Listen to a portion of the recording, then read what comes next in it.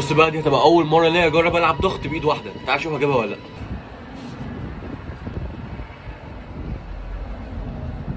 جبت عد. تعال شوف الايد التانية.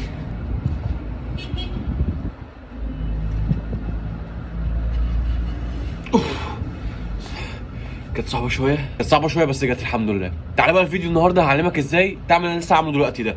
انا لسه متعلمها دلوقتي، بس ما اتعلمتهاش بالحظ يعني، لا في تمارين وحاجات عملتها خليتني اعرف اعملها، والحاجات دي هعلمها لك دلوقتي. اول حاجه عندنا النهارده انك لازم تكون بتعرف تلعب ضغط اصلا، ضغط عادي يعني مثلا كده تعمل ايه على بتاع 20 عده 30 عده كده يعني براحتك. كل ما بقى اكتر كل ما بقى احسن. تاني تمرين تبدا في وضعيه الضغط، بس هتوسع ايدك شويه عن العادي. بعدين هتعمل ايه بقى؟ هتلعب ضغط عادي جدا، بس هتميل على الناحيه اكتر من ناحيه. يعني ضغط عادي بس هتميل على الناحيه اكتر من ناحيه. هتلاقيه اصعب من الضغط العادي شويه. الفكره انت ايه؟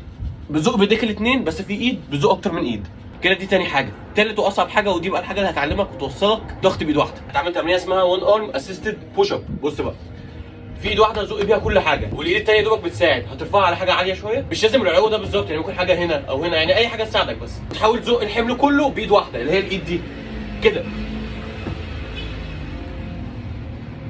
لو خدت بالك انا كنت بزق الحمل كله بالايد دي بس، اللي هي اللي تحت. اللي فوق يا دوبك بيساعد ان انا اعرف ازق بس. يا رب يكون الفيديو فاتكم. وبص بقى، ما تعرف تعمل 7 8 عدات كده باخر تمرينه، اوعدك ضغط بايد واحده هتعرف تعملها على طول، ومش هيبقى الموضوع صعب. وبص انا سهلت لك الموضوع على الاخر.